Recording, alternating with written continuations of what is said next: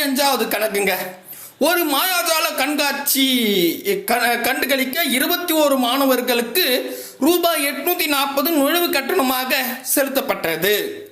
ரூபாய் 1680 நுழைவு கட்டணமாக செலுத்தினால் எத்தனை மாணவர்கள் அக்கண்காட்சியை காண முடியும் அப்படின்னு கேட்டிருக்காங்க. ரொம்ப ஈஸி. என்னன்னா, ஒரு மாயாஜால கண்காட்சி அப்படின்னா என்ன இங்கிலீஷில் சொல்றது, ஏதோ ஒரு இடத்துக்கு போறாங்க, பார்க்குக்கு போறாங்கன்னு வச்சுங்களேன், பிஜிஎம்லாம் சொல்றோம்ல, அந்த மாதிரி ஒரு பார்க்குக்கு போயிடுறாங்க. சரிங்களா? அங்க 21 மாணவர்களுக்கு 840 ரூபாய் என்ட்ரன்ஸ் பீஸு அப்படின்னு கேட்குறாங்க. இவர் பாக்கெட்ல 1680 ரூபாய் இருக்குது. அப்போ எத்தனை ஸ்டூடெண்ட் உள்ள கொண்டு போலாம் அப்படின்னு கேட்குறாங்க. புரியுதுங்களா? புரியுது. அப்போ இங்க பாருங்க, மாணவருடைய எண்ணிக்கை 21. இந்த 21 வச்சுக்கிறேன். 21 மாணவர்களுக்கு எவ்வளோ என்ட்ரன்ஸ் பீஸ்? 840 ரூபாய்.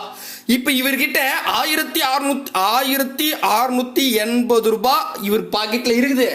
அந்த ரூபாவுக்கு எத்தனை மாணவர்கள் உள்ள போலாம் அப்படின்னு கேள்வி கேட்டிருக்காங்க. ஸோ அந்த மாணவருடைய எண்ணிக்கை தான் கேட்டிருக்காங்க, அதனால எக்ஸ் வச்சுக்கிட்டேன். புரியுதுங்களா? இப்ப நான் போட்ட பேட்டர்ன் புரிஞ்சிருச்சா? புரியுதுங்க.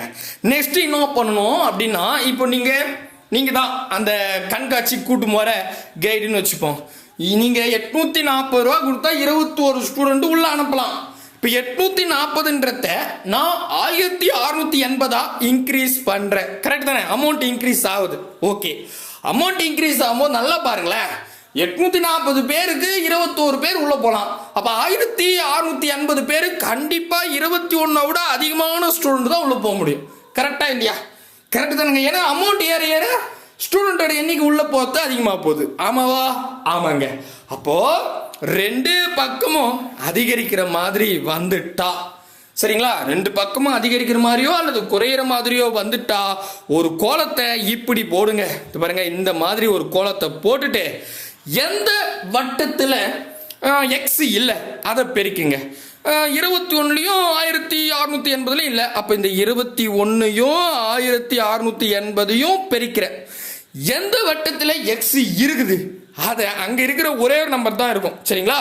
அதை வகுத்துங்க. 840 கூட தான் இருக்குது. அந்த 840 இப்படி வகுத்துறேன். சரிங்களா? அவ்வளவுதாங்க. இப்ப இதை சுருக்கணும் ஆன்சர். இந்த ஜீரோக்கு இந்த ஜீரோ கேன்சல் ஆயிடும். அதுக்கப்புறம் நம்ம எந்த வாய்ப்பாடில் போடலாம்? 3ஆம் வாய்ப்பாடு போடுவோம். ஏன்னா இங்கே 21 இருக்குது. ஸோ முடிஞ்ச அளவுக்கு சுருக்க ட்ரை பண்ணுறேன். அப்போ என்ன ஆகுதுன்னா, 1 3 3 ஈர் 3 6, மீதி எவ்வளோ இருக்கும்? 6னா 2 இருக்கும், பக்கத்தில் போட்டுங்க. ஏன்னா 8ல் 6 போயிடுச்சு, மீதி 2 இருக்குது, பக்கத்தில் போட்டால் 24. அப்போ 4 3 12 5 3 15 6 3 18 7 3 21 8 3 24. அப்போ இதை அடிச்சிருச்சா? அங்கே பாருங்க 7 3 21. அவ்வளோதான். சரிங்களா? புரிஞ்சிச்சா? புரியுதுப்பா. மறுபடியும் இங்கே பாருங்க, 1 7 7 4 7 28. ஆடாடா சூப்பர். 7 14 14 28. ரைட்டு. இப்போ பாருங்க, ஈஸி சிம்பிள். இப்போ என்ன ஆகுதுன்னா, இந்த 4ல் பாதி 2, இந்த 168ல் பாதி எவ்வளோ பாருங்க, 168ல் பாதி 84 அப்படின்னு வரும். சரிங்களா? ஓகே. மறுபடியும் இந்த 2ல் பாதி 1, 84ல் பாதி 42. சரிங்களா? அப்போ 42. அவ்வளோதான், முடிஞ்சு போச்சு. எல்லாமே அடிச்சிட்டேன். அப்போ 42 இங்கே பாருங்க பர்ஃபெக்டாக இருக்குது.